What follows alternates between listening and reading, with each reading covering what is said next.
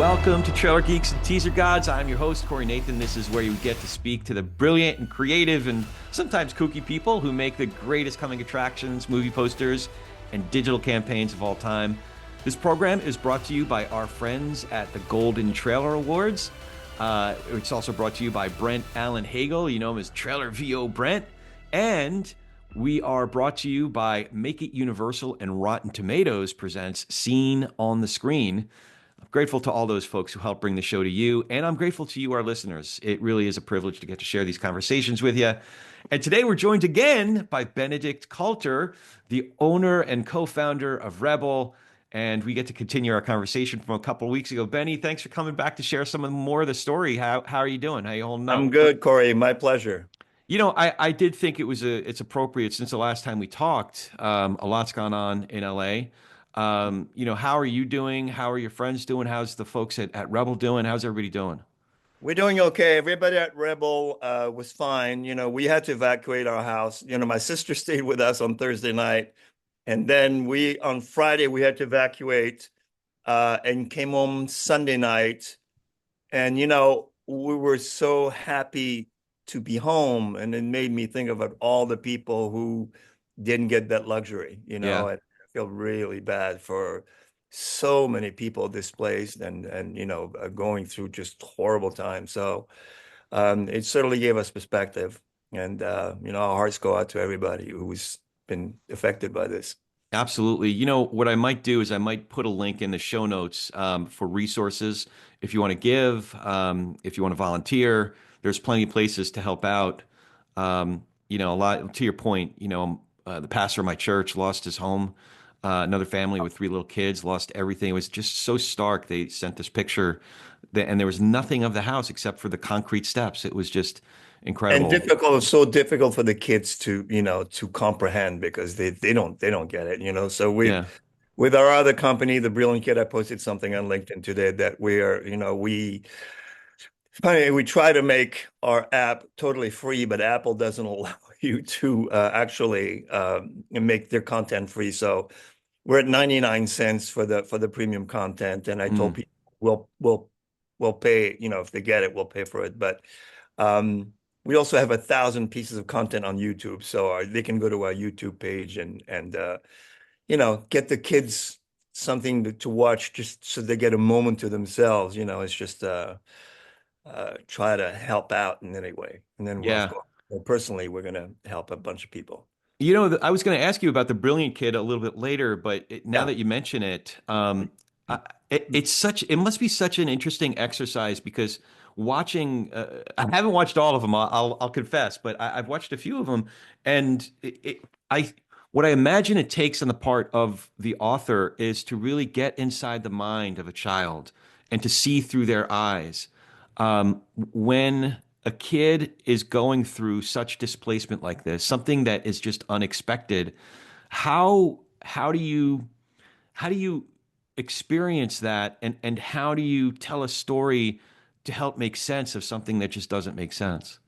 Well, I mean, I wrote a book when Russia invaded Ukraine, which is what in the world is going on, Mm. and basically kind of try to explain to a child what the situation was, and always out of the turmoil, try to convey a positive message that they can relate to and they can hang on to for comfort and hope. Um, but I'll tell you more about, if you want, we can talk about it now. If you want to talk about it later, I'll tell you more about how the whole process happened. And, I just finished my 30th children's book Wow. that, we don't publish them as books. We just put them up in the app as read along Yeah. stories that, Brett's wife reads. And, but in the process of creating this company, uh, I deal with a very, very different customer base, which is parents and moms. And I tell you, you think the studio people are tough, moms are even tougher. Oh, Uh, But at the same time, I really developed a great relationship with a lot of them during COVID, where people were stuck at home and kids were stuck at home, and I was creating content. Um, and all the content that I create for the Brilliant Kid, I make myself. So we own all the content. We create our content. I don't have any approval from anybody, which is kind of nice. You look at something, you go, yeah, great, good. My wife and I look at it, we agree on it, and it goes up in the app. Yeah. Um, but in the process, there was something fascinating, Corey. I started, really communicating with moms and parents on Instagram because we had a page on Instagram and we communicated. And I met a mom whose kid was autistic and asked her if I could tell his story, and they gave me permission. And I kind of met with them and talked with them and wrote his story. Then I met the mom of a kid who had Down syndrome and told his story. There's about 5 or 6 different people, 2 gay moms who had kids at the same time, basically kind of finding a way to tell children about acceptance and Yeah. understanding about, other people that might be different. So it's been a great process. And, of course, I write them in rhyme, which is really challenging. And funny, we had talked about my dad, and when I was a kid, he would recite these limericks to me. And I thought, well, it's funny. Now I'm writing in rhyme. But I found out from a mom whose son was autistic and was reading my books that writing stuff in rhyme is actually helps with baby brain development. So Oh, that's all I didn't know, but I ended up doing it. But we'll talk about more. There's a lot more to talk about the. absolutely. Absolutely. I'll tell you more about how that all came together. Well, so going back to trailers, I definitely want to talk about all that came after Kaleidoscope. But before we do that, I did want to hear a little bit more about 2 icons in the business. You mentioned Andy and Steve, Andy Keene, Steve Panama. Could you tell us a little bit more about Andy and Steve and what it was like working with them? Yeah. So when I got the job as a messenger in March of '77 at Kaleidoscope, I had to meet with Andy and Steve, and there was another guy called Mike Shapiro who ran the little company called Saravan within Kaleidoscope. And Andy was bigger than life. He was this very, very handsome, tan guy with a gold necklace, and just he looked like a Hollywood star, right? And Panama was more the pragmatic, practical guy. Andy was incredibly creative, incredibly artistic. Panama was very creative, but he was very down to earth. He was always kind of he would be the person in the Midwest that would say, "I don't understand what this story is." So you would always kind of bring us back to, yeah, this is really cool, but you're not telling the story well enough. It's confusing, and we all hated him for that. But he also, Andy was very aloof. He would come in late. He was very artistic. And Steve came in early, on time at the office, and really kept everything running. Yeah. He kept the business in running. One very interesting thing about Steve that we always would look at each other when he would do it.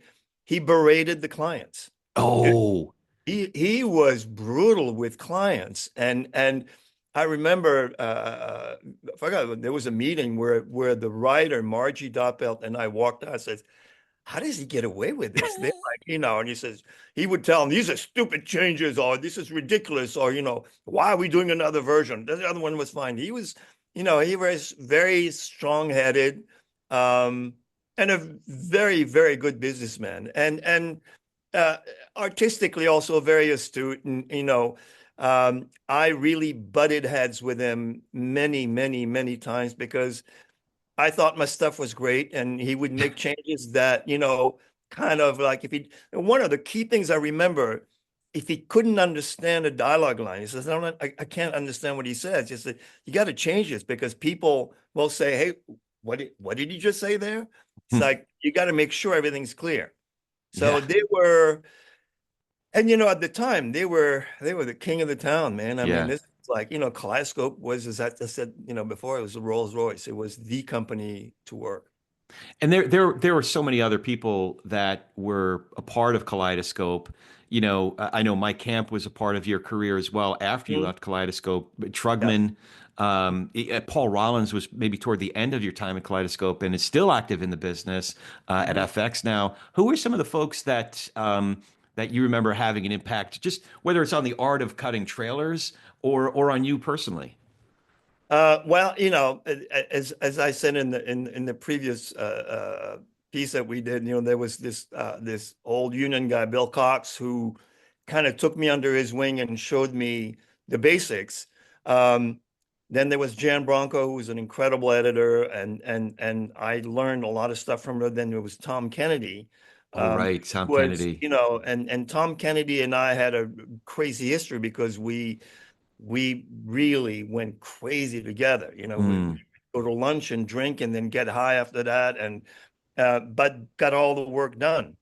Uh, Paul Rollins was an assistant that actually worked for me, and then eventually took over some of the campaigns after I left.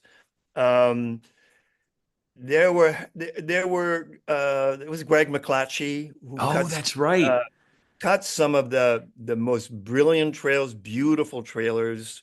Hoffa, Tucker, just classic, beautiful, what we would call kaleidoscope trailers. They were Yeah. beautiful, they were elegant, they were beautifully crafted. Um, I'm trying to, I'm And scanning. McClatchy ran it was like an in-house trailer department for Fox for a number of years, and he had some great editors over there as well. Yeah, he went. I think he went off on his own with I think with Mark Trugman actually for a moment. They like kind of did their own thing, Yeah. um, and there was another guy called Jeff Warner who was a really brilliant editor who was also a bit of a filmmaker. He makes movies too, so there was incredible talent there. I Yeah, mean, Jeff and, Jeff cut films for Barbara Streisand yeah, and well, he cut trailers first for Barbara, and yeah. then she liked him so much, he said, "When we do this together?" But Andy had this revolving group of people. Laura Ziskin worked at Kaleidoscope, who produced Spider-Man. She Yeah. was. So it was the early days of trailers. Yeah. There were a few companies, and there was incredible talent there. So I kind of drew from everybody around me. This episode is brought to you by Make It Universal and Rotten Tomatoes presents Scene on the Screen, a bi-weekly podcast that takes listeners behind the scenes at NBC Universal, offering an intimate look at how film and storytelling have impacted the lives of its employees and creative community. Hosted by Jacqueline Coley, journalist and awards editor at Rotten Tomatoes, the series is home to vibrant conversations blending humor, introspection, and unforgettable anecdotes, and a bit of trivia. Jacqueline sets the tone for the show. As an established authority in entertainment, she brings warmth, curiosity, and insight into every episode, exploring film's ability to connect and transform. Make It Universal and Rotten Tomatoes presents Scene on the Screen is available to you on YouTube and wherever you listen to your favorite podcasts. So one trailer I got to ask you about, and I might actually bounce back and there depending on how the conversation unfolds. But you did Gremlins, and Joe Yes. Dante was the. Did he get involved in the trail? He was like the original trailer editor for when he was working for Corman, right? How was that? Yeah, yeah. Oh, he was great. I think Gremlins might have been the first Spielberg trailer I cut after I went back to Oh, Kaleidoscope for working with Steven on ET. I think if I think back, I think that was he was shooting Poltergeist where we were cutting on ET. So Jan Bronco cut the Poltergeist trailer, but then when I went back to Kaleidoscope, I think the next thing we got from Steven was Gremlins. mm, And yeah, Joe was great. Joe came in and was very complimentary and that was one of the trails that came in that came together very easily, very quickly. And it was a blast. And Yeah. he was great. And he was, when you work with another editor, there's that kind of camaraderie, like he got what I did. So Yeah. Specifically another trailer editor, a guy who yeah, who I made knows a the few, gig. how about this or here or great as a editor. Hey, I got a shot for you. Let me go back to the cutting room. I got a shot for you. I think would work great there. It's like, oh, fantastic. That's You know, awesome. That's yeah. awesome. All right, so at 17 years at Kaleidoscope, and then you made a big move. You went to aspect ratio. What were some of the factors that you considered when you made that move after being at Kaleidoscope for so long?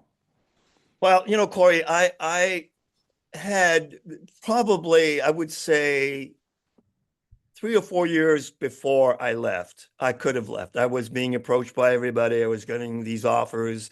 But the guys at Kaleidoscope took really good care of me. They were very generous. They gave me all the good movies. They paid us very well. They gave us big bonuses at the end of the year. There was no reason for me to leave. But towards the end, uh, I ran into some artistic differences. And I felt, okay, maybe now it's time to move on. I don't want to get into the weeds of it. But there were a few incidences where a trailer that I thought was great, but might not have been seen, and it was seen and it was finished right away. It's like, okay, I think, we've ran our course. 17 years is a long time. And Ron Mueller had been, calling me, hey, we got to do this, we got to do this. And finally, I guess maybe in a moment of weakness, I said, okay, all right, let's do it, right? And I left Kaleidoscope in 1994 and joined Aspect, which at the time was really a comedy company. They were great at comedy. They were a smaller company that pretty much that was their specialty, where they were doing all the big comedies. And I came in, so this is crazy talking about Mike Camp. Mike Camp, by the time I started that Aspect, was a VP at Paramount. And I had worked with Nancy mostly at Paramount. And I remember I took 2 weeks off over the holidays. I had a house in Big Bear and it was snowing, it was beautiful. And Mike said, I'm going to give you a movie. And it's nothing better. You go to a company and you bring a movie with you. It's like, okay, great. We're going to like this guy, right? And he sends me, so we were on, I think it was a VHS tape. They were still on VHS. And he sends me this VHS up in Big Bear. I put it in the machine. It's Forrest Gump. And it was like, oh, and I look at it and goes, I've never seen anything like this. Did you know what Uh, to make? How could you make sense of it? oh, it was just, but they were all these pieces in the movie. They were like another gem and another gem. And there's my Okay. opening line. Life's like a box of chocolates. You never know what you can get. Well, that's my opening line. It's Okay. like all these pieces. I look at this, oh my God, I've got all these things to play with.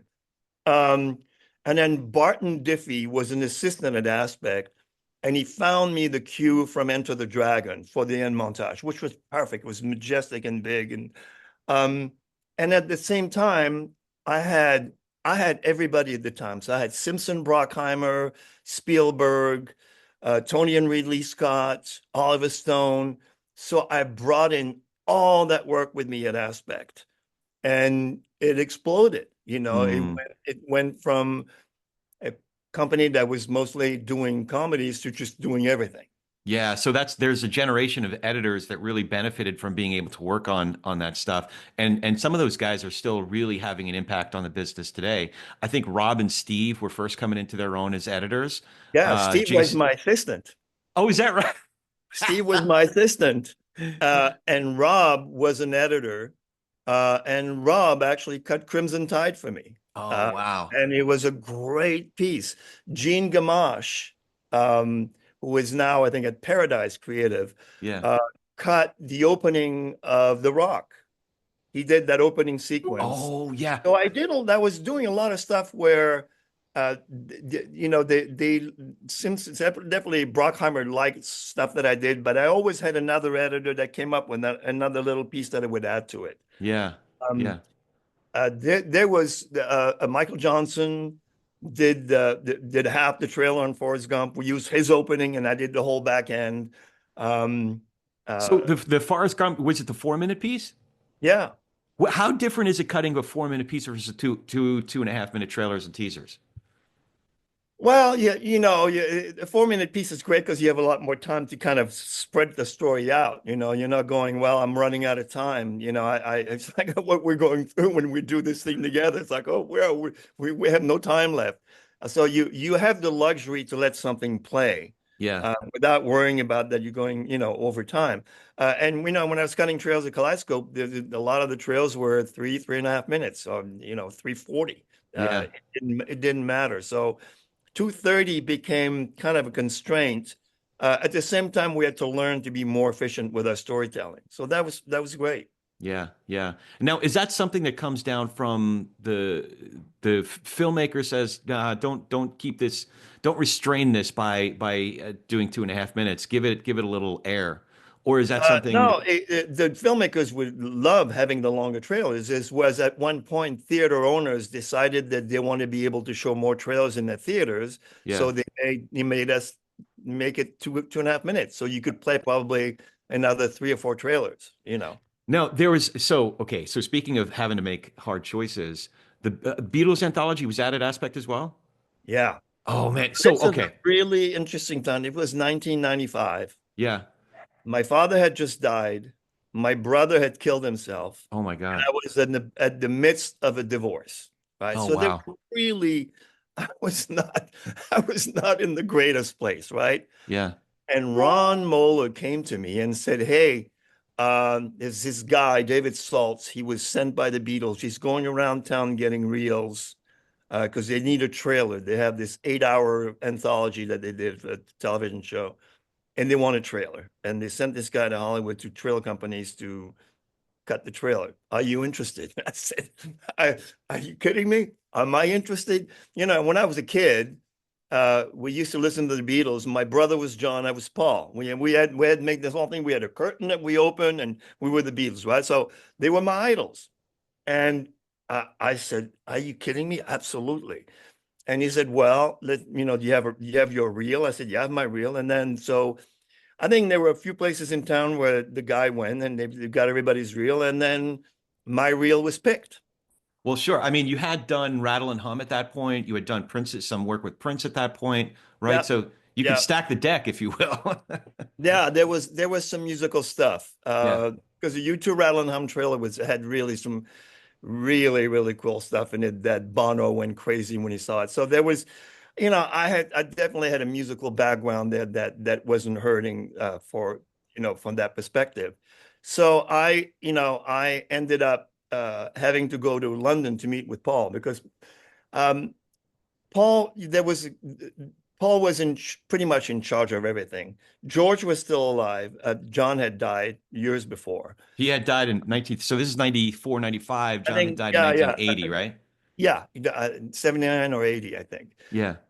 So George and Ringo were around, and I met George and Ringo at Apple's. But the first meeting I had was with Paul, and he was the guy making the decisions, and the other ones, oh yeah, it's So fine. was it harder to keep your cool when you met Spielberg or when you met Paul McCartney? I think Paul was more overwhelmed because I remember I was in London, and it's a beautiful, beautiful day, and I'm in a little black London cab, right? And Yeah. I'm looking out the window, I'm thinking, I'm on my way to meet Paul McCartney. This is insane. This Yeah. is like, oh my God. And I had met with a guy who's either his publicist or his manager or something. And the guy had given me all these guidelines. When you go, let him talk first. Don't stay too close. You give like all these rules, right? I arrived in this pub. It was an empty pub. There was like, we met somewhere in Soho in a pub, and there was nobody there. It's like, and I walk into the pub, and I walk 3 steps, and in a booth, there's Paul McCartney sitting down, right? And we say hello, and we're like as close as you and I are. We're sitting across from each other. There's no weirdness. It's like, "Hey, how are you? Good, good. How was your flight? Great, thank you." And then he looks at me and he says, um, I took a look at your reel of all your stuff, and you know that it's great stuff there. You're very talented. And I looked back at him and I said, "Well, I've been listening to your music. It's not bad either." And that was it, right? We That's both great. burst in laughter, and right away say, "Well, what are you going to do?" And I said, well, "I don't know. I got to see what you have, and you got to give me the parameters, and you know, how many songs, how many John songs, how many Paul songs am I going to use, you know?" And then the same thing as with Spielberg. The moment we got into the weeds and started talking about what we're going to do, we were collaborating, Yeah. you know, No, and what was Paul's demeanor like when the John footage came up and the John songs came up? Was he I was curious because it had been over a decade since John had passed, a decade and a half.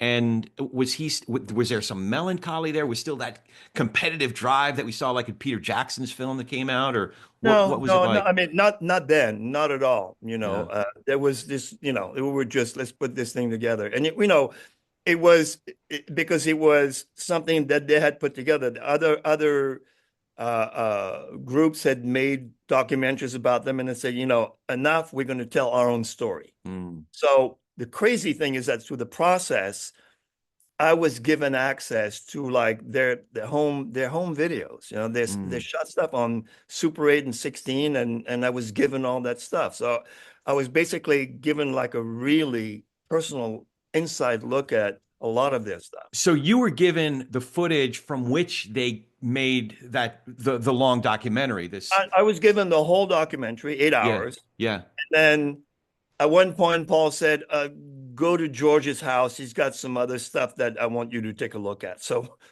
I'm just getting all yeah. this additional stuff that they had used to make the documentary. So how do you, when you're given, let alone 8 hours, let alone all the extra footage that you were given, how do you begin to distill it down as an editor? How do you decide how to get a coherent story together? Same thing. There was one of those lines that you would use in a trailer that was, you know, a line from John that was it spoke to me right away because wow, this is the opening line, right? Yeah, And then there was a progression of basically the progression of how the music went from the 60s all the way yeah, through. You know, I would go from one song to another, and there was great dialogue. It's just a matter of you know, it was all there. It was a matter of putting the pieces together. It came together very easily. I wrote a little copy that I read myself, like a little voiceover, and you know, it actually was not that complicated and difficult to put together. It was, and you know, to me, it was like, oh my God, I'm cutting. You know, I love music editing. So on top of it, I was cutting Beatles song from one yeah. song to the next, like, and then we go into this song and to that song. And so it was a blast. Well, the other thing is if you take in their early work, that rockabilly sounding early work, Yes. and then you Yeah. compare it to everything from Sergeant Pepper on, there's such a breadth, genre-wise, rhythm-wise. How were you able to weave it together so that there was consistency? Even just like, this one's X beats per minute, that one's X beat. Like, Let It Be is so different from, Shake It Up, Baby. Like, how are you able to keep it But consistent for and some flow? reason, Corey, they melded into each other effortlessly. Yeah.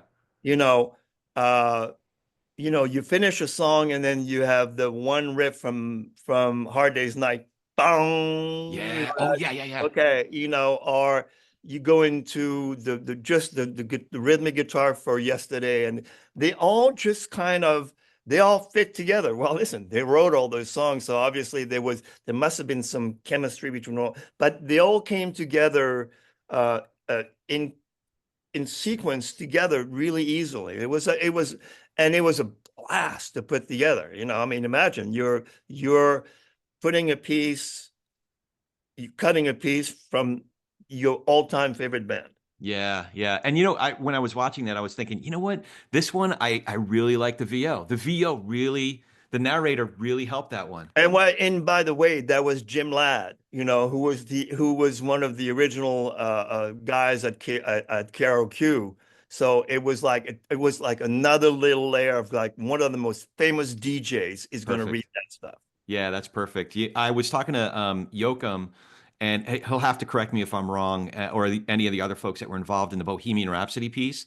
And Mhm. that was different. Like I loved that piece as well, but I think they had permission from the surviving members of Queen to augment the songs just enough so that they really were able Yeah, to keep a certain time going and even augment the keys yeah, so that there was a consistency there. yeah. I You didn't didn't touch have that any. luxury. I didn't touch anything. It was all original stuff. Amazing, amazing. One of the coolest things about doing this program is I get to collaborate with friends of mine, not just friends, but friends who are the best at what they do, like my pal Brent Allen Hagel, Trailer VO Brent. Brent, how you doing, man? Wonderful, Corey. And I think, critics and audiences would agree to that. So, do Trailer VO guys always talk that way, or do you ever break character? Would never break character. Cocktail parties, they say, hey, can you do the voice thing for us while they all drink a beer? Do you do the voice thing while you're drinking a beer?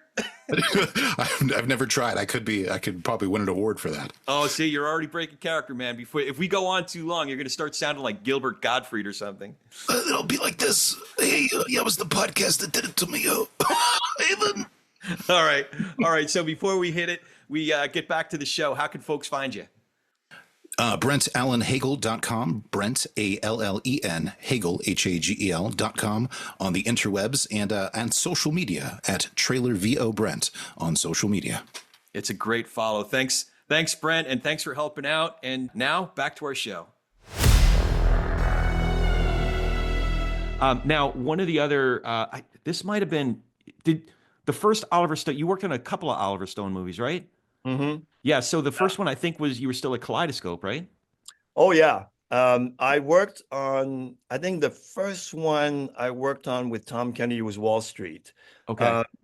But I did Jeff K. Yeah. That was the one I was curious about. There's so many stars in that. Oh, I think this is one of my favorite trailers, Really? oh, I was curious if that was a burden, if you got like some sort of directive from the studio, hey, listen, you got to give this star this much screen time and this star that much screen time. Like no, it was just no, that was Joel Wayne who you interviewed, who was yeah. character, right? And he's like, Bobby, I love you, I hate it. Like he was really, it was no bullshit.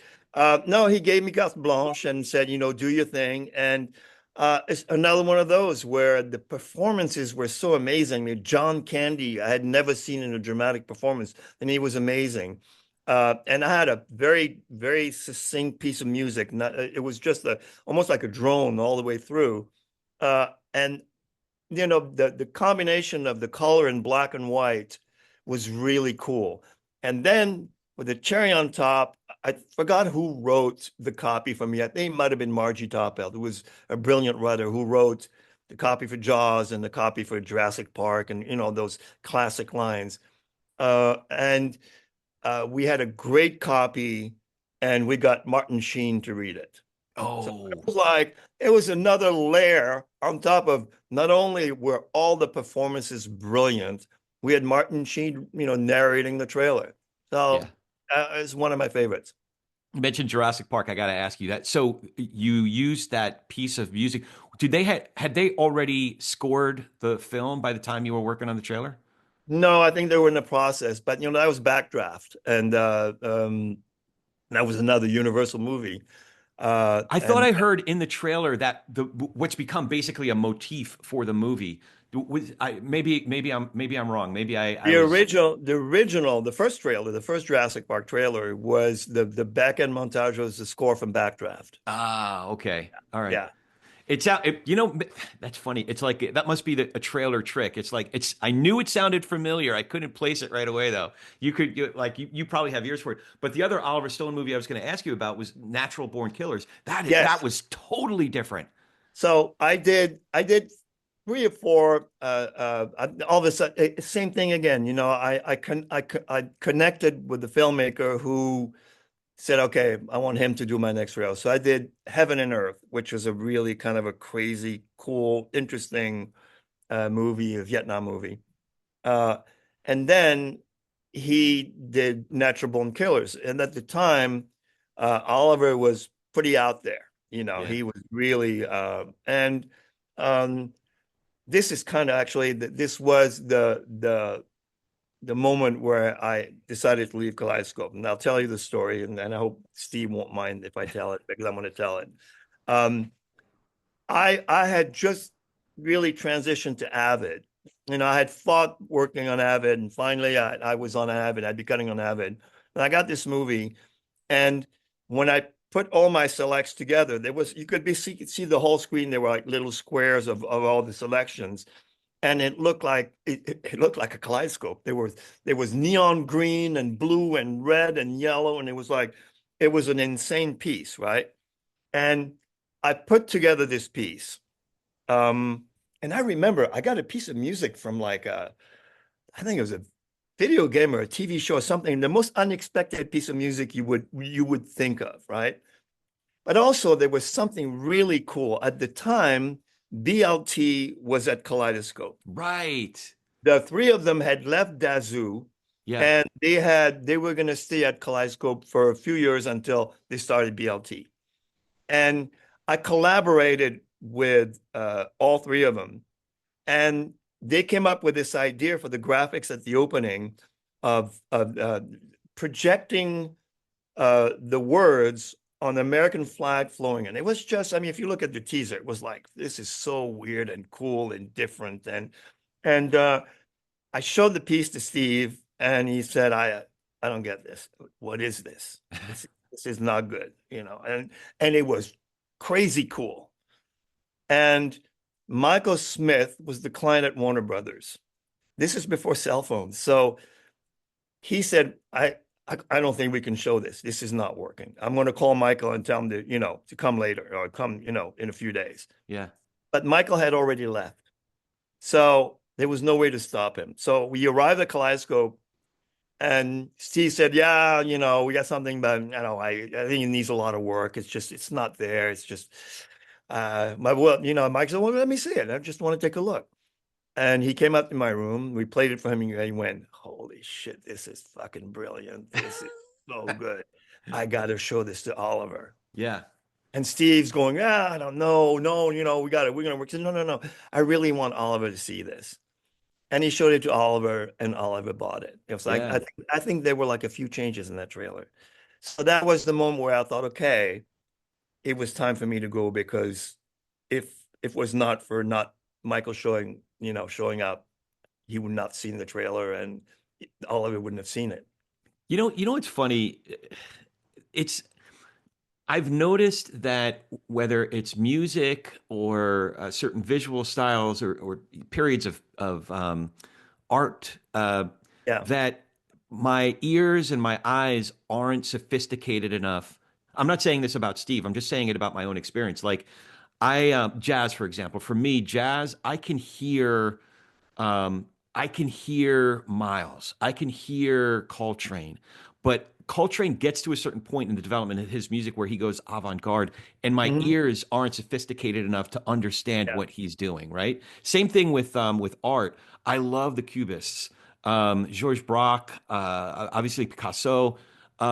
But when it comes to, like, by the time we get to Jackson Pollock, I don't understand. So I wonder if that was a little bit like No, Steve. yeah, because listen, Steve was incredibly creative, and he supported me on a lot of crazy cool pieces. This was just one where he was not on board with it. And if you look at that teaser, it was skip before skip.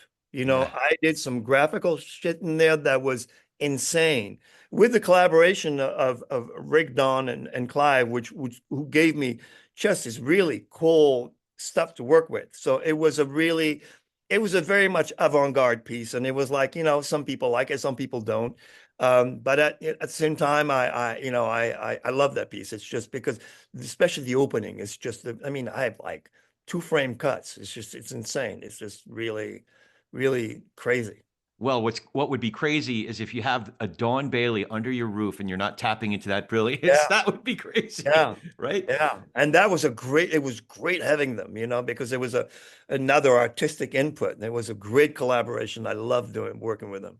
So switching back to the business side of things, Back to a couple aspect. questions. Yeah, so I forget if it was Peter A.D. who told me, maybe Farina told me that Farina was one of the people who courted you, and there's a story about you sitting in his backyard and pointing to a house across the lake in Toluca Lake. Did that happen?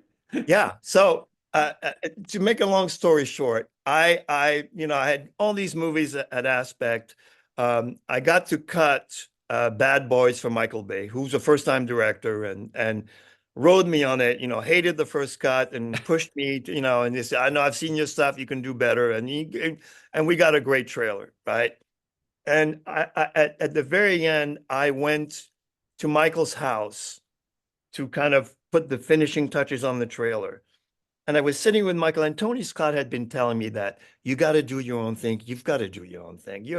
I'm coming there, but you should have your own shop. You're so good, and you don't and I was like, no, I don't know. I'm happy where I am. And finally, Tim Nett, Jim Hill, and I, all three of us working at Aspect. Jim was a brilliant editor. Tim Nett was the finishing guy. We kind of got together and said, maybe we should do our own thing. Why don't we do our own thing? And we agreed that we would do Trailer Park. The deal was that Tim and Jim went right away. I had a deal with Ron. I did a 3-year deal or something like that. And I wanted to honor the deal. I didn't want to break my contract with him. Right. I felt I made a deal. I got to honor it. So I stayed almost like a year and a half after Trailer Park started. So Tim and Jim went off and they started in a little house on Cahuenga. And I joined them where Seismic is on Santa Monica Boulevard. We took over that building. Oh, right. Yeah, that was before the Ivar building. Yeah. It was the Santa Monica building. Got there. But at some point, so Tim, Jim, and I had agreed, okay, we're going to start Trailer Park. We can not take big salaries. We're going to take really small salaries, about half of what an editor makes, but very small salaries. Yeah. And we said, okay, do you have a family? No, I'm good. Okay, like, can you live on this? It's going to be tough, but I'm going to live on it, right? And just a few months before my contract ended, and I told Ron I was leaving, and it was like, I got a call from Farina. And Farina said, hey, I want to talk to you. Yeah. And I said, okay. And he said, meet me at my house. And so I went to Bob Farina's house. It's a beautiful house on the lake in Toluca Lake. And we sat on his little promontoir right in front of the little boat that he had, and he's smoking a cigar. And he said, listen, I want you to run Cimarron, and threw a ridiculous amount of money at me, right? And said, you see that house over there?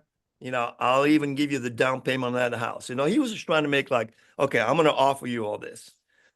And so I'm looking at all this money and all this huge offer and the little half editor salary. But it was, you're going to work for somebody else again and make a ton of money, or you're going to own your own company. You're going to be an owner. And I was very close with Peter A.D. because I'd done many, many, many trails with him. And I know Peter was good friends with Bob, I think. He is. Still is. Yeah, still is. Still is. And I called Peter. I said, Peter, I'm torn, man. This is really, I don't know what to do. And Peter said, take the money. In 5 years, how much money are you going to have? And you're going to have the house, and take it. And I did something, that I've been doing since I got sober. When I got sober, I learned about a higher power and how to turn things over to higher power. And I actually prayed and I said, dear God, whoever you are, I don't know what to do with this one. Give me some guidance. I don't know what to do. I could go either way. And I woke up in the morning and, it was clear. I said, no, you're going to Trailer Park. And I went to Trailer Park.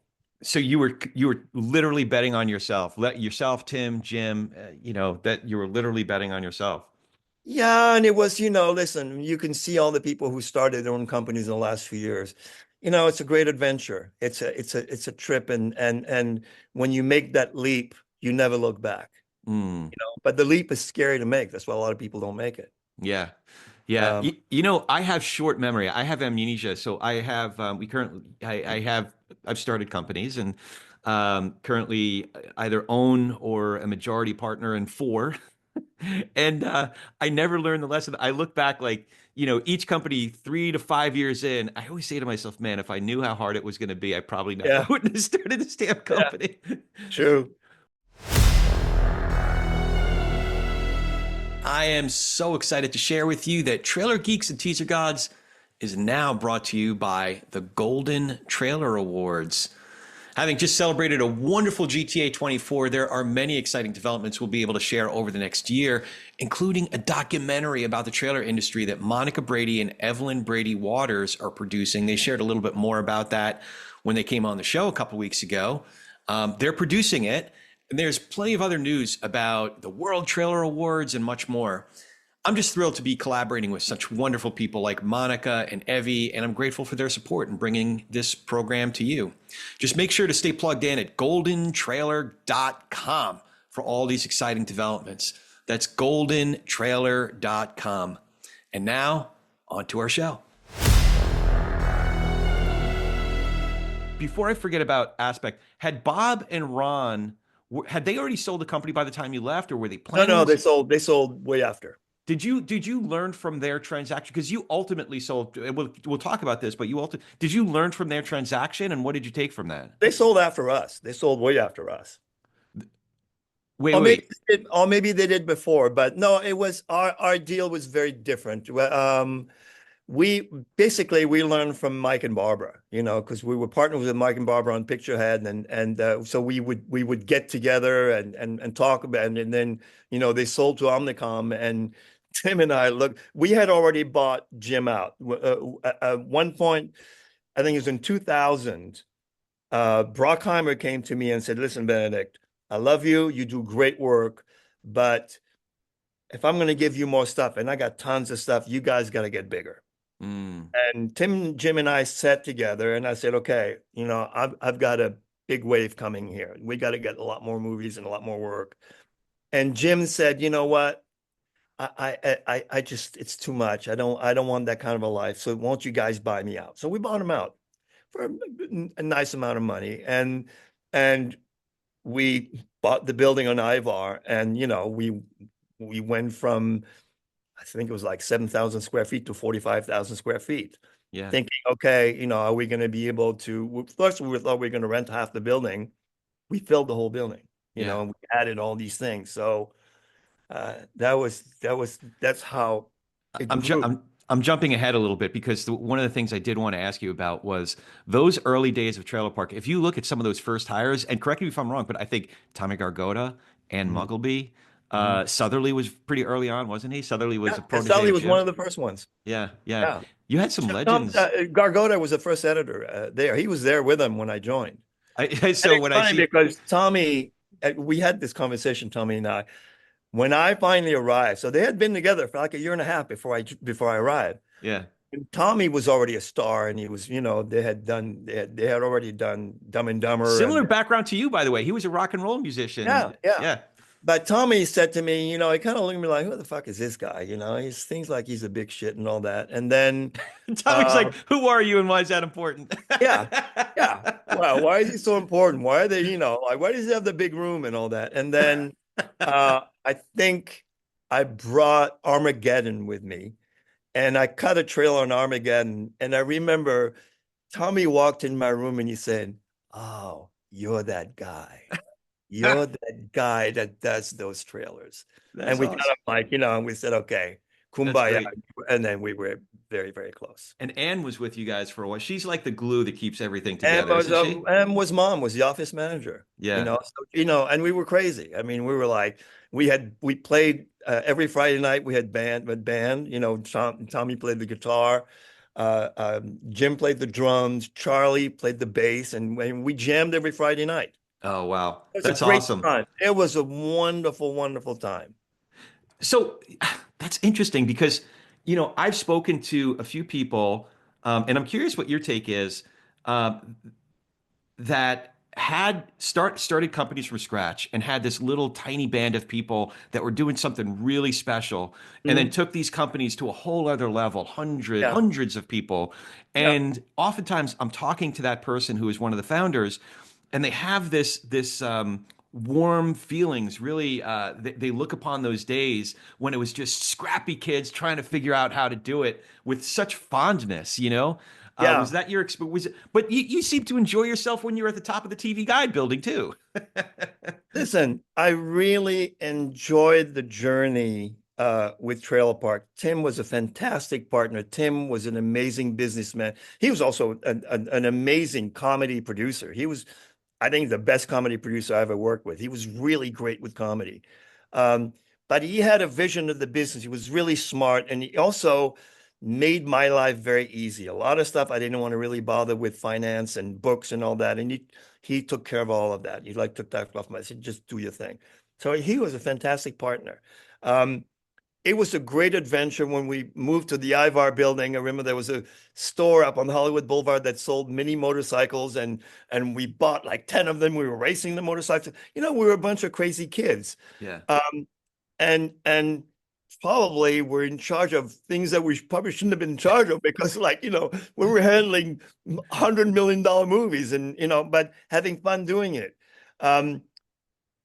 Why I'm so excited about Rebel now is that after all these years, and we can talk about all the iterations that I went through after selling Trailer Park, where I tried to find a way to recreate that magic.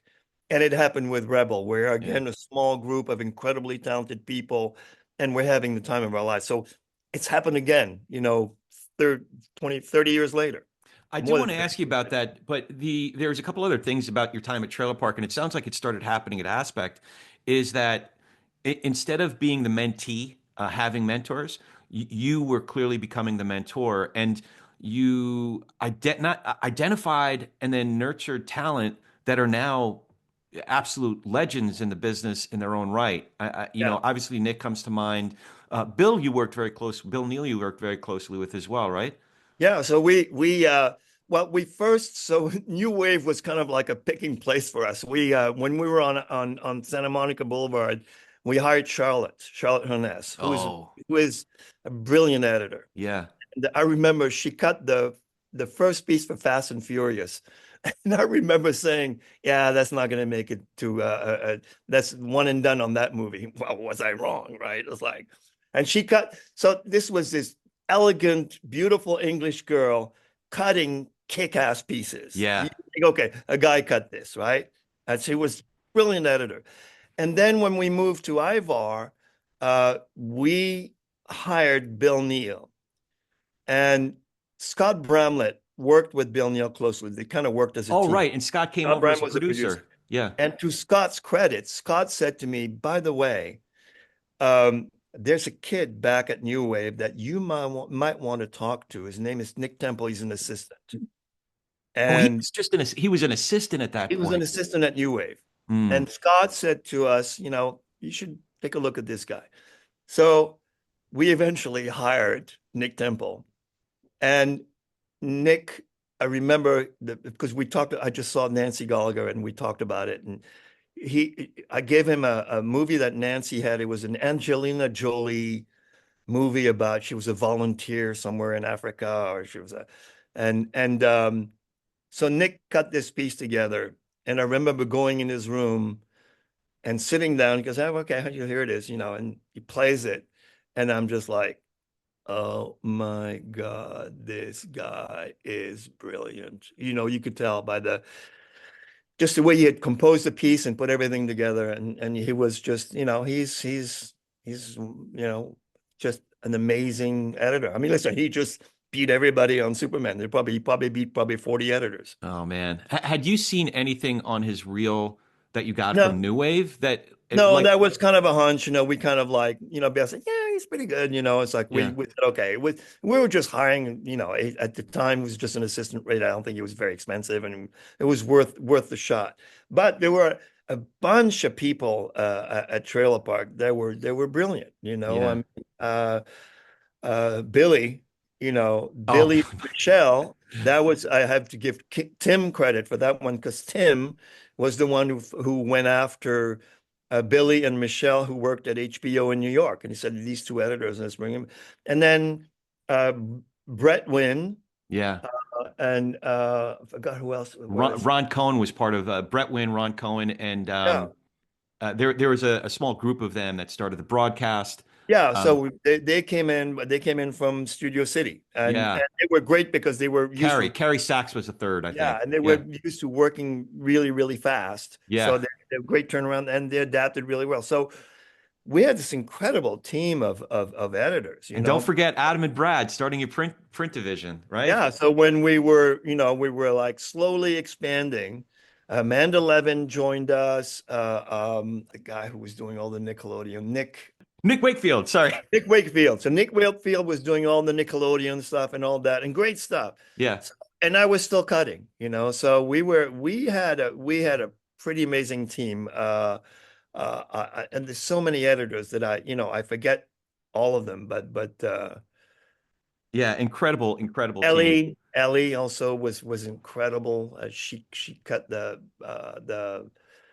Stones trailer with me. It was just a great time. And So, full confession here. It was when I tried to recruit Charlie Honus that mhm, you guys called me. You're like, "What the fuck are yes, you doing, dude? yeah, Quit calling our yeah. editors." We called you in and you thought we were going to beat you up. You're like, okay. I We did. said, But at okay. least I had good taste. I was calling some good editors, Yeah, man. yeah. But Oh, hey, I to your mean, credit, I always share this. It's what happened with Mike and Barbara when I had such a great collaboration with them for so many years, and you and Tim for so many years. Is that there were certain companies that the editors, the producers, anybody I called couldn't wait to come out to lunch with me. But there were some certain companies that were doing something right, and the people at Trailer Park, the people at Ant Farm at the time, everybody I called were like, "Ah, Corey, yeah, that's cool. Thanks for calling, but I'm pretty happy here." It yeah, was yeah, consistent. I could have called 20 editors there, and producers and your music people, like just the entire team. Every one call after another was, "Yeah, it's cool, Corey. Yeah, but I'm doing fine. It's things are really cool over here." So good for you. Now, I did want to ask you too. I keep on jumping forward to Rebel because you're doing some special things in terms of mentorship there, but not only at Rebel, these a couple of interesting programs that you've incorporated into what you guys are doing, and but you're also very involved with Film to Future and Good City Mentors. How did that? How did you? it- have you always had a heart for that? Has that always been a passion of yours to mentor, identify interesting talent in new places, and to mentor young creatives to a whole different level? yeah. I mean, when we were staffing up Trailer Park, you obviously had to kind of look at people's reels and identify talent and identify not only talent but also personalities, because it's just like a family. You bring one weird person and it could throw everything off and say, well, why are we working with this asshole? This Yeah, person's unpleasant. So Tim and I were always very conscious of like, let's make sure we hire the talented people, but the right people who fit in our little family. yeah, And, you know, just as I had the privilege of being mentored by this union editor called Bill Cox and Andy and Steve, and then in some ways Ron and Bob, who also pushed me to the next level, and Spielberg and McCartney and all the people that I worked with, they all mentored me by infusing their creativity with me. Um, I felt, I loved finding talent and working with them, and because we were at the top of our game, we're also providing them exposure to, movies they probably would have never worked on. And, mm, Nick got once, he didn't take long at all for him to get rolling. He had exposure to everybody, and, I took him to Spielberg's house with me and mm, introduced him. And then eventually he was working for Steven and I wasn't, like yeah, that was fine. That was like, I really enjoyed. So to get to what you're saying is, um, Helen on, started contacting me and say, hey, you're kind of the godfather here. You've been doing this a long time. Can you show up at Stars and meet the kids? And I said, oh, absolutely. Something interesting, Corey. I'm very active on LinkedIn, as you know, and a lot of people reach out to me, and I remember a few years ago, there was a kid who reached out to me from England, and he was a composer. And he said, Mr. Coulter, I'm an aspiring composer, want to do trailer stuff. And I was wondering if I could send you a few cues that I did. And I said, absolutely. And then I said, by the way, did you reach out to music supervisors in the company? He said, yeah, nobody's getting back to me. And it really pissed me off. I thought, Mm, because my perspective was, I'm at a point where I got mine. And I could say, I'm good. I succeeded. I'm the top of the game. Good luck to you. You figure it out. And I feel it's my responsibility now to be available and open and guide these kids like I was given when I was a Kaleidoscope. People took the time to show me and realize how passionate I was and kind of brought me along. So Helen really connected me with the people at Stars. Then she connected me with Film to Future, and she said, if you have time, can you do a session? yeah. Well, I did 10. I signed for a bunch of them because I tell you, the moment I connected with the first one, I was blown away by these kids, Yeah. from very disadvantaged backgrounds, uh, full of energy, incredibly artistic, with incredible ideas and incredible pieces that they put together. Good City Mentors was something different because it was not related to the business. But again, it was at some point, you need to pass the baton. I learned early that one of the main things about AA and the program of AA is you don't keep it unless you give it away. And, that's why people become sponsors, you know, and I don't want somebody's opinion. I want somebody's experience. And if you have experience on doing something, you can share that with somebody else. In the journey of doing this, I realized that I had a talent I wasn't really aware of. I'm able to spot talent pretty easily. And so the Nick, who now works for us, had a piece on LinkedIn that he had taken the Wakanda Forever teaser and cut a Top Gun trail to it, and it was fucking brilliant. It was like, wow, what a weird idea, what an incredible, the way he put it together was just amazing. And I contacted him and I said, hey man, yeah, I saw your stuff. Are you available to freelance? He says, I'm a junior at Boulder. It's like, oh, okay.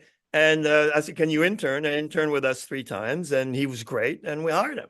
That's great. And he introduced me to another kid who's in high school, who wasn't just finished high school in Denmark, who was cutting stuff that was just really cool, And there's a few people. There's a guy who works at Wildcard who did the same thing. The Chinese guy, I forgot his name, who's brilliant too. Now he's cutting big stuff. Yeah. Yeah. I just kind of related to that energy because I was that kid. I could see them in me. When I was a Kaleidoscope, I wanted to cut everything. Yeah. Steve and Andy said, you can't cut them all. It's like, you can't do everything. But I want to do this, I want to do that. So that's how my passion for mentoring has developed, and I wish I could hire everybody. Somebody just reached out to me, and I said, I wish I could hire you, man. I wish I had a company. I wish I had all the money in the world that I could hire 100 people and Yeah. put them to work, but we can't. But I look for that passion and that interest and that dedication and that talent. Yeah. So I am curious about that. There's a chapter after you sold the company, you ended up staying on for about 6 years with Trailer Park. Is that Yeah, right? yeah. The worst 6 years of my life. Oh, really?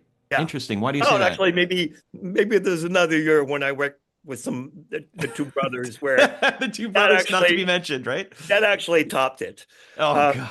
no, listen, when I look back, I regretted selling Trailer Park, because we had a really good thing going. And we had seen Mike and Barbara make a really good deal with Omnicom. And Tim and I looked at each other and why don't we do it, right?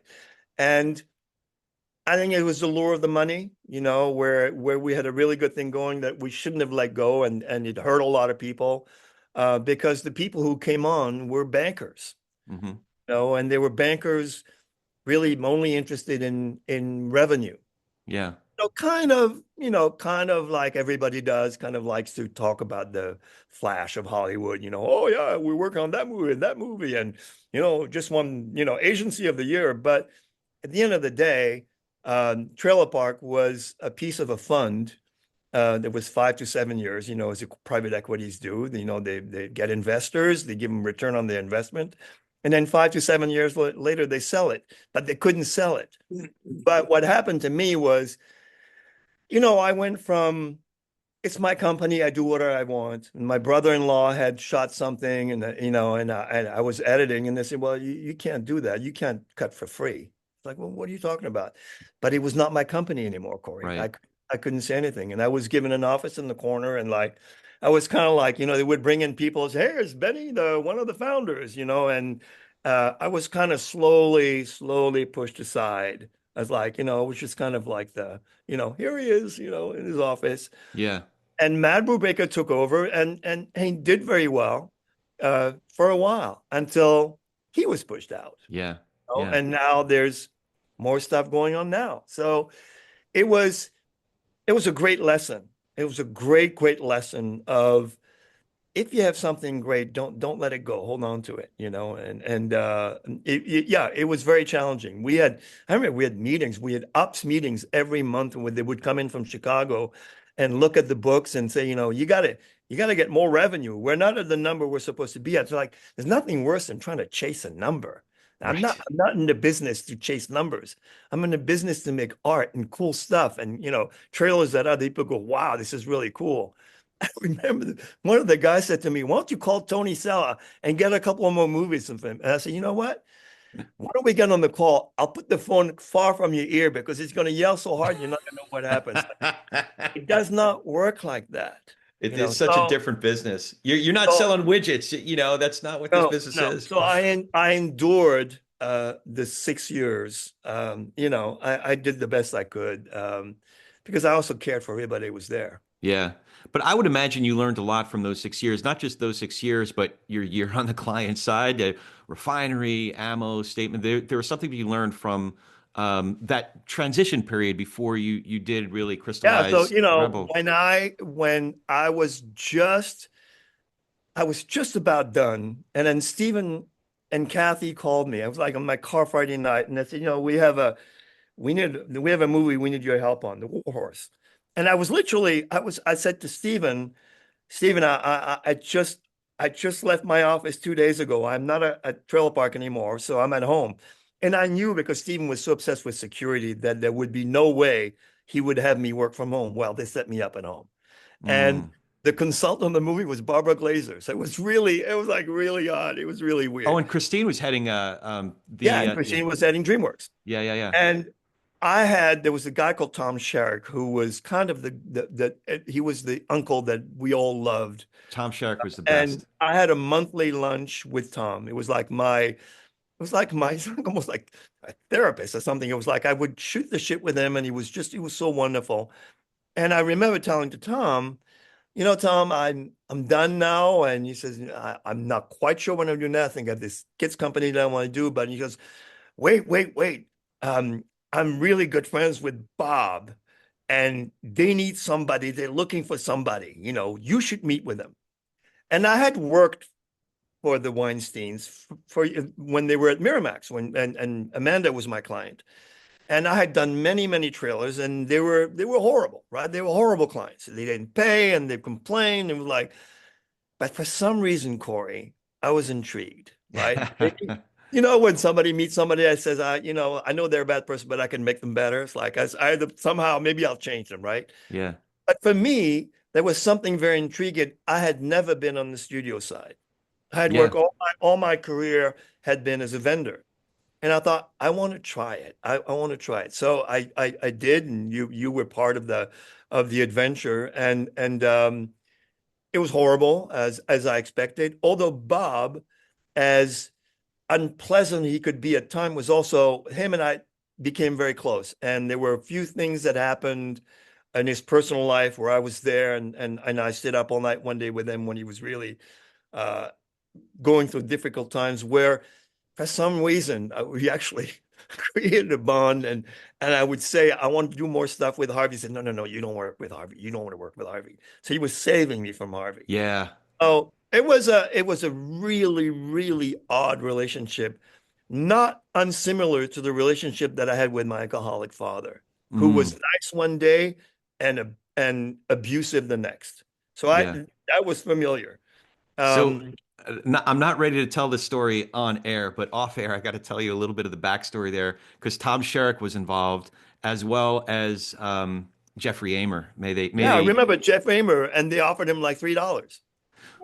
there's more to that story, but I can't. I'm not ready to tell it on the air yet. I'll tell you off air when I see you next week. Yes, at I'll tell lunch. you. Yeah, yeah, yeah. Anyway, so tell me more about Brilliant Kids. So I was watching some of these videos, and like you shared a little bit how you came up with a few of the stories, but you mix it in with a lesson, and then um, you weave it all together. How'd you find the composer? The music is so brilliant. It's Mhm. the perfect tone, and it enters you into the experience. The Yeah. illustrator, oh my God, the illustrator! Like, how did you bring it all together?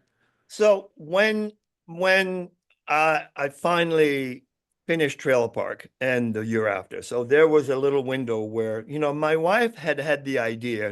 We had cut I'd cut something for a friend of my sister's, and she said, when our kids were small, there was DVDs called Baby Einstein. Yeah, yeah, my kids And they devour were those. like a digital babysitter, right? Like when you put the Yeah, thing up, yeah, yeah, yeah. they stopped crying. They were like, fascinated what they were looking at, and the formula was great. And my wife really said, you're really great at putting this stuff together. We should do this, but we should do a version that's digital. So instead of buying DVDs, people can look at on their phones, on their tablets, and on their computers, right? So you thought ahead. And we formed the company, and I think with that summer we were in Europe and we shot videos of like boats and birds. And I think the very beginning we had 6 videos. They were terrible, but it was like, okay, we had started the company, and I had to become an Apple developer, and I had to learn all this stuff to become a registered Apple developer so I could actually get an app in the App Store and then we could start putting stuff on. And now basically was the process of, okay, we need content. We need to make content. So uh, I didn't know until I learned that many, many children's songs are in the public domain, like Bingo and Old MacDonald, and if you happen, you know it. All these songs are in public domain. So if a song is in the public domain, you can re-record it and you own that song. Oh, That's okay. your recording. That's Right. what Taylor Swift did when she re-recorded all the songs. So I forgot how I connected with this composer who his studio was in North Hollywood. And I had him re-record. I think I did like 12 songs. So now I had 12 children's songs. That's all I had. I thought, well, this is not going to be interesting for kids because kids don't just listen to music. And I thought I got to do animation, but animation is very expensive. So my oldest son, who's a kind of a computer genius, said, well, Dad, there's a company called freelancer.com, and you tell them what you want. They're all around the world, based in Australia, and people bid. And so I found an animator, and we animated all the videos. So all of a sudden, I have 12 animated videos of popular songs. And uh, our app is free. And then there's, for the premium content, there's a little subscription, right? $2.99 a month. Um, and we keep adding, I start adding stuff, and then I connect with a guy, a developer who puts a few games on. And my wife comes to me and she says, Benedict, do you remember when we were kids, we used to listen to books on cassettes? I said, yeah, I remember that. Yeah, you played a cassette, it played the thing, and you looked at the book while it read it. I said, let's do that. So I approached children's books authors and said, I want to do a version of your book for our app. So it's a little video of your book. And I'm like, what? What? A video of my book? No, I just do books. Or the publisher didn't give them a right. So they couldn't do it. And I got no response. So I said, fuck it. You know what? I'm going to write one. That's So I great. sat down And the first one, it was called "It's All Right to Look Different." It was about little baby chick that was born with all his brother and sister, and he was dark brown. They were all yellow.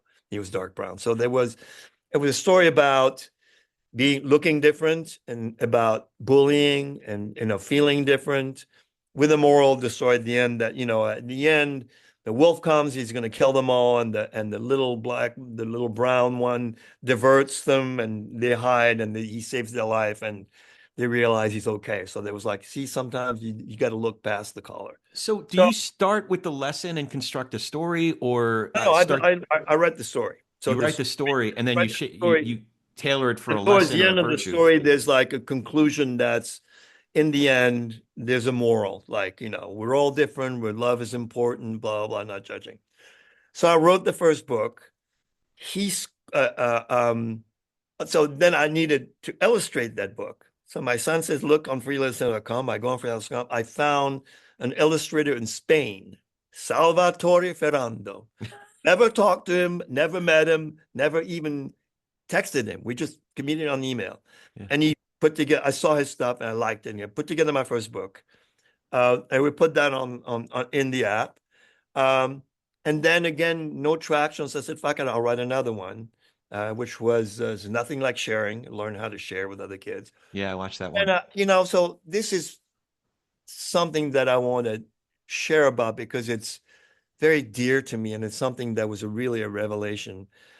I had no idea, Corey, when I finished, first I came to this country to be a musician, and that didn't pan out. So that dream went away, and like, well, what the fuck do I do now? Mm, And I discovered that inside of me was a really good trailer editor, that I yeah. was really good at that. And when I started writing the books, I discovered that I was really pretty good at it. I mean, the last book I wrote in a day on the kitchen table. Mm, Um, but I tapped in me something that I didn't know was there, that I'm pretty good at, I think.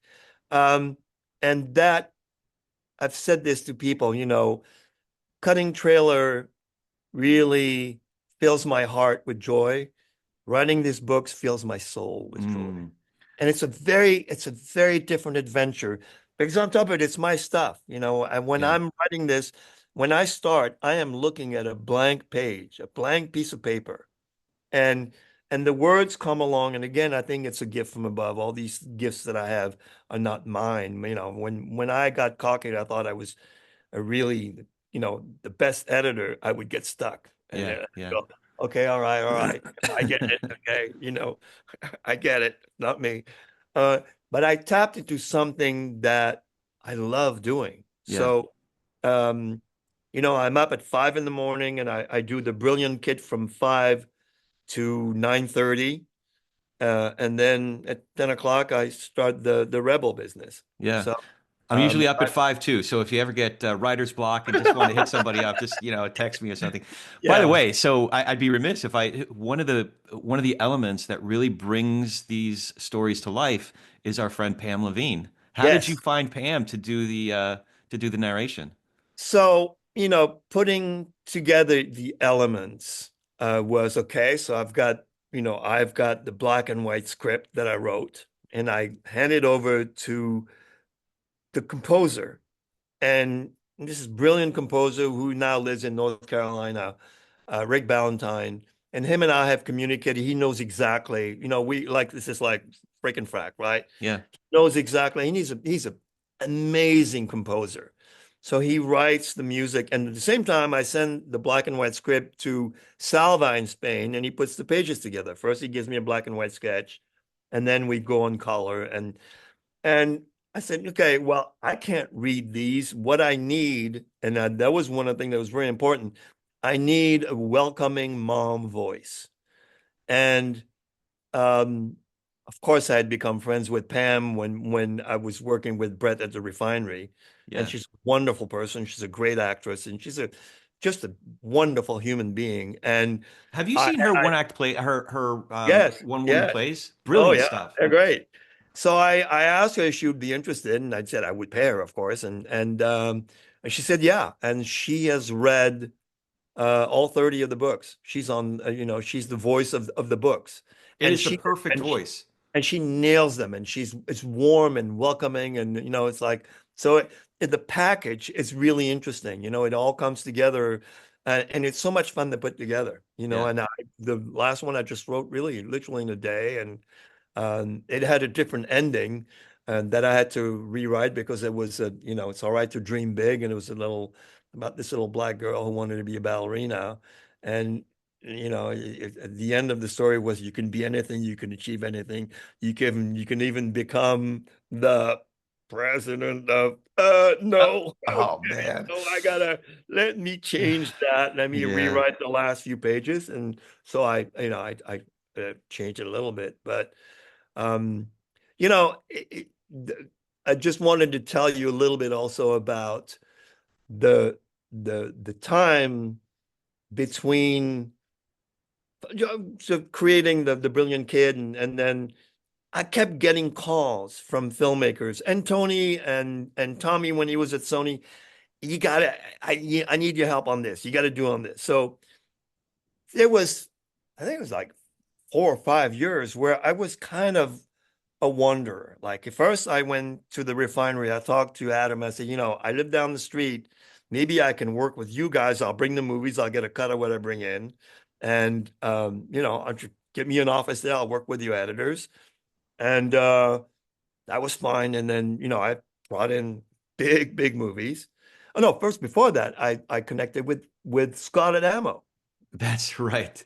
I That's right. forgot. Scott and I ran into each other, and he had worked at Kaleidoscope when I was there, and he was doing his little thing. I said, listen, I got movies, and you got some editors.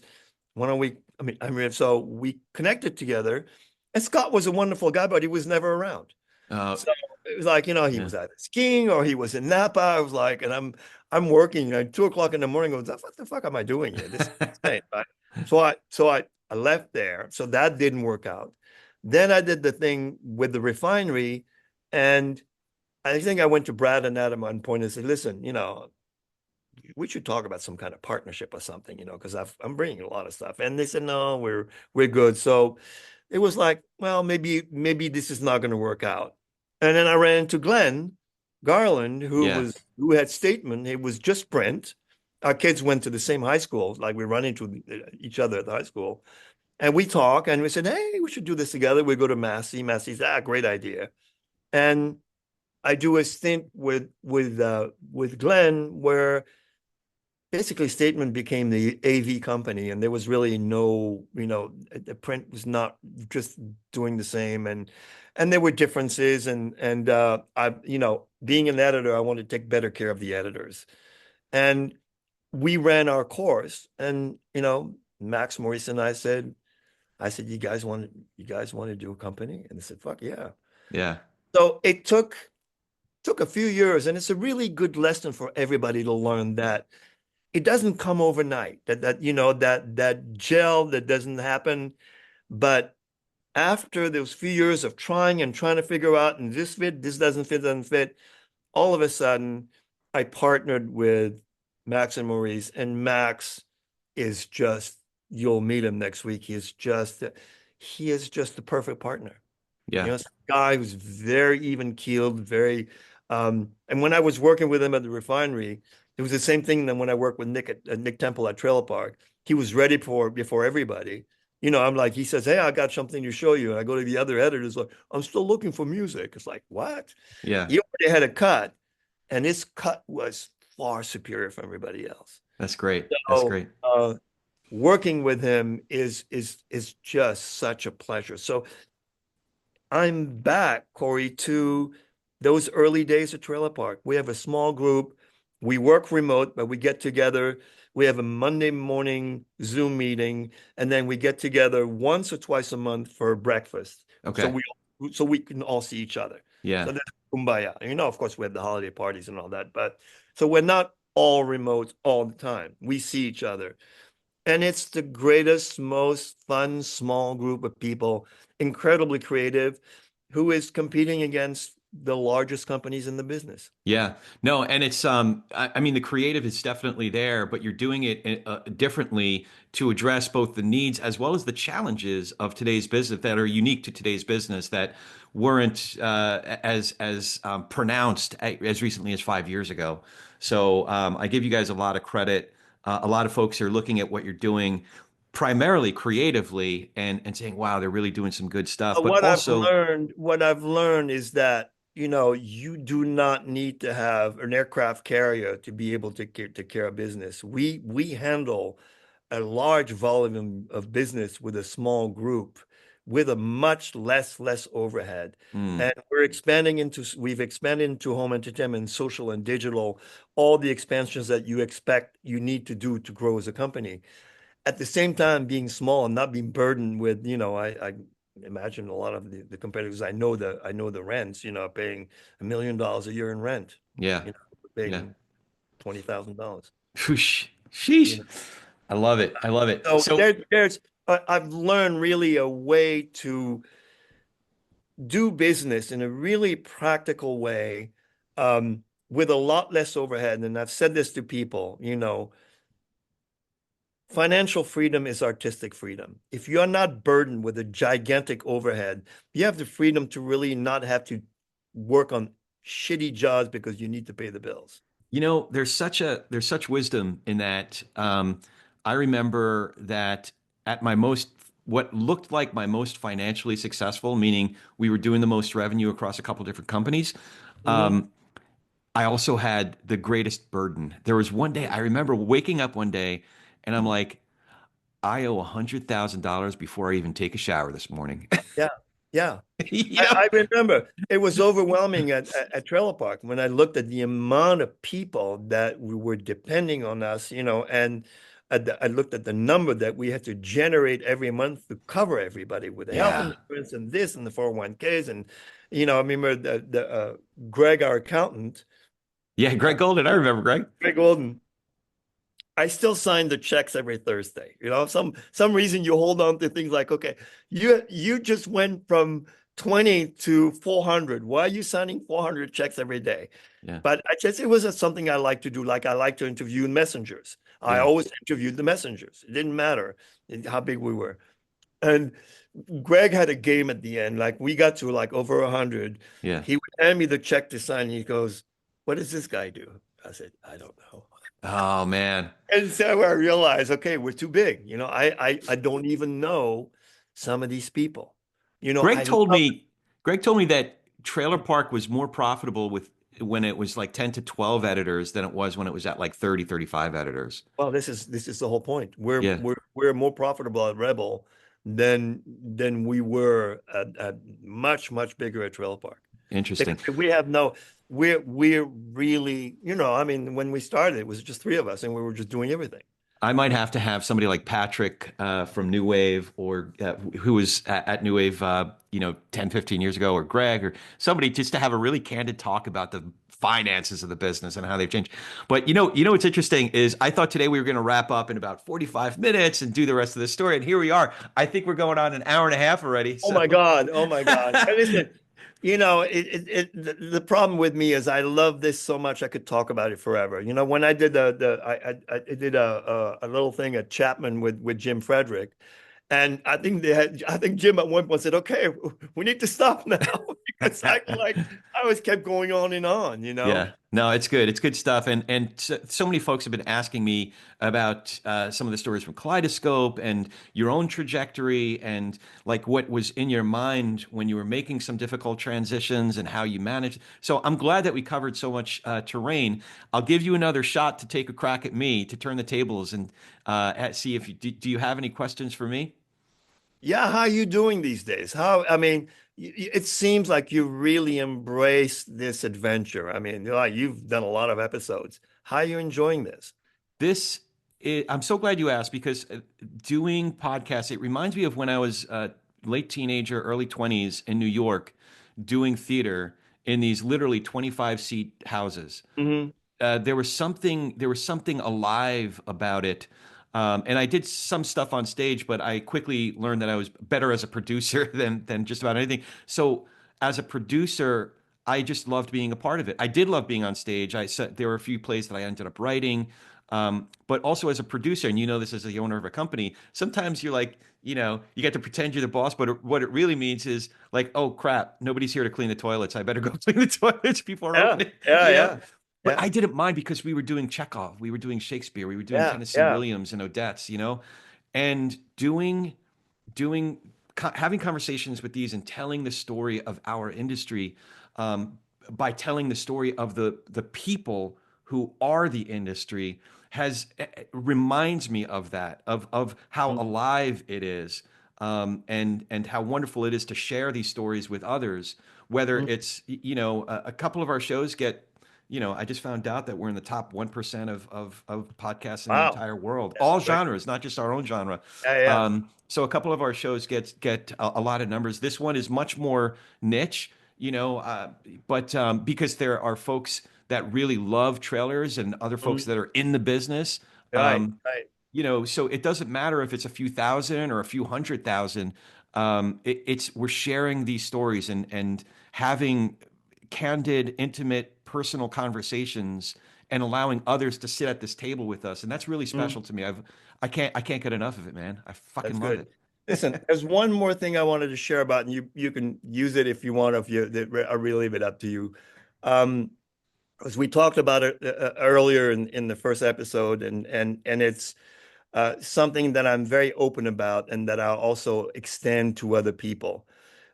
In the midst, we talked about it earlier, in the midst of the most successful success that I had in my career, I was in the midst of the most brutal addiction of my life. I was a heroin addict for Mm. 18 years. So when I was working for Spielberg, I was shooting speedballs in the middle of the day. I was really navigating very difficult times, and getting sober despite myself and embracing sobriety changed my life. And there are a few people, you probably know, some of them who, because of my sobriety, took a crack at it and are still sober. So I just want to say to anybody out there who is struggling with addiction, reach out to me. I will be happy to talk to you and help you and guide you through sobriety, which is the most wonderful thing if you have a problem. And again, as we talked about it earlier, it's not about my opinion, it's about my experience. I've been there. The one of wonderful things about programs of recovery, you think you have a crazy story and you go there and you hear crazy stories and you go, oh, wow, okay, we understand each other. But it's something that I've been an open book about. All filmmakers, all producers, all studio people know that I'm sober. And I know there's got to be somebody out there that's just kind of like, I know I need to change my life. I need to stop doing this. I mean, we lost, some very talented people. Uh, Recently, Barry McDonough. I just found out Barry McDonough was a Yeah. wonderful guy. He died of alcoholism. He tried to get sober many, many times. Um, so I just put it out there. It's my message out there to anybody who's, struggling or things they want to change. Please contact me. I would I'm be so happy. grateful that you shared that. So for folks that don't know, before we hit record on the first episode, I asked Benny if I could talk about his experiences because a lot of us are living in a social media world where we Mhm. Photoshop our pictures and put up our It's beautiful such a kids and their happy family. successes and Everything's happy, wonderful. but there's Yeah. there's more to the story there, Yes. and that's one of the things about that I'm so grateful for you sharing that is that there are folks who are listening that are like, oh, okay. So it's not just me, Mhm. and I'm glad that I'm just grateful that you were willing to share that. So You can achieve great success, and be the person, my son just went back to his college yesterday, and we have a very close relationship. I'm a very different father to him that my father was with me. I was able to break that cycle, and I've been able to become the father that I hope I would be, that's very close to his son, that we can talk about anything. Um, uh, it's so important that it was the same thing as being a boss. You know, I run into people all over town who worked at trailer park and said, "You were the coolest, the greatest boss." That's because I'm sober, because I get it. I care about other people. That's awesome. That's awesome. Yeah. Yeah. Very grateful to you, man. And I love hanging out with you. And I can't, like, I looked up at the clock. I'm like, no, I thought it, I know. like, I really? know. We could So talk this is forever. great. I see your office is dark. It's like Yeah. it was daylight It when was we daylight started. when we started. That's right. That's right. So before we go, how could folks find you online? And again, Rebel and Brilliant Kid and all the great Yeah, work that you're we're doing. rebelev.com online, and the Brilliant Kid is in the App Store, Great. and we're also on YouTube, and especially right now with people who need content, we have 1,000 pieces of content on YouTube that's available to anybody. You know, the books are all there too. Terrific. Terrific. Thanks again for doing this, Benny. I look forward to seeing Absolutely, you my next friend. week, man. Absolutely. Talk You to you bet. soon. And Bye. as always, rate us, review us, wherever you get your podcasts. It really does help us in the rankings. Follow us on all the socials. I'm easy to find at Corey S. Nathan, Corey, S as in Sam, Nathan. And check out our awesome sponsors, our friends at the Golden Trailer Awards, Brent Allen Hagel, Trailer VO Brent. And we are brought to you by Make It Universal and Rotten Tomatoes presents Seen on the Screen. Really grateful to all those folks for helping us keep the lights on. Thanks again for joining us. Now go do some inspired work.